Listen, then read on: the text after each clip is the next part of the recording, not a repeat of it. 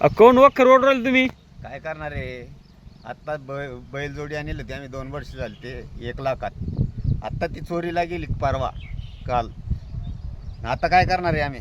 आता पैसा राहिला नाही जवळ, मुलीचं लग्न झालं.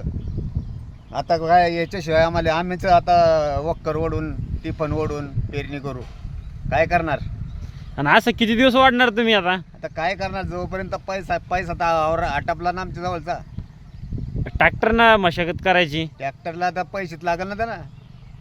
आता लग्नात पैसे चालले गेले, मुलीचं आत्ताच लग्न झालं 8 दिवसापूर्वी.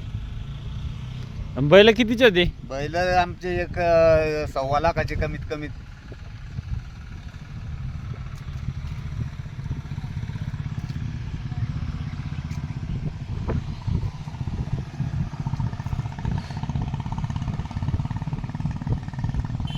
पोलीस स्टेशनला तक्रार नाही दिली का तुम्ही?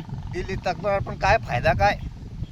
काही जोड्या चालल्या, काही हे चाललं. पोलीस स्टेशन पोलीसवाले म्हणतात तुम्ही फिकर करू नका, कोणाला सांगू नका, आम्ही तुमचे बैल शोधून देऊ.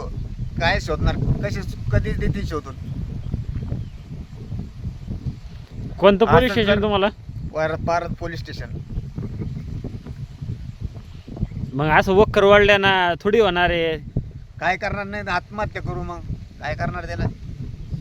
असे जर आम्ही आता काय आणखी जोडी आणायची समजा, आम्ही व्याजाने पैसे करून जोडी आणू, परत ती अशी चोरीला जाईल, नंतर काय करणार? असे प्रत्येक जर जोडी आणत राहिलो तर आम्हाला काय आत्महत्येशिवाय पर्याय नाही ना.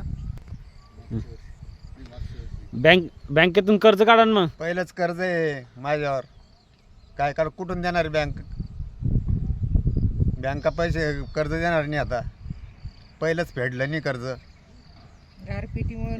मागच्या वर्षीच गारपीट आली, गारपिटीनं पूर्ण माल मारल्या गेला मागच्याच वर्षी, त्याच्यामुळं कर्जबाजारी झालो. आता आणखी हे संकट आलं, हे बैल चोरीला गेले. पण परत जर आम्ही जोडी आणा समजा, तर कुठून तरी पैसा जर जमवला, परत जर जोडी गेली तर काय करणार आहे? एक तर पडीत पाडू द्यायची जमीन, नाही तर मग स्वतः आऊत ओढून हे करू.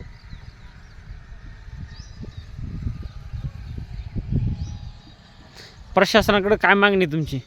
हीच आता शेतकऱ्याची शेतकऱ्याचं जे नुकसान होतं ती नुकसान भरपाई भेटायला पाहिजेत.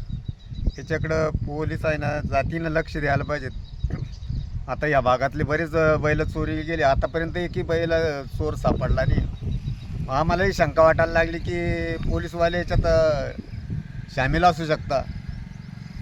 हे जर चोर पकडणारे समजा पोलिसाकडे सगळे रेकॉर्ड असतं ना, पण त्याला जर चोर सापडत नाही तर आमच्या हरक्याचं काय?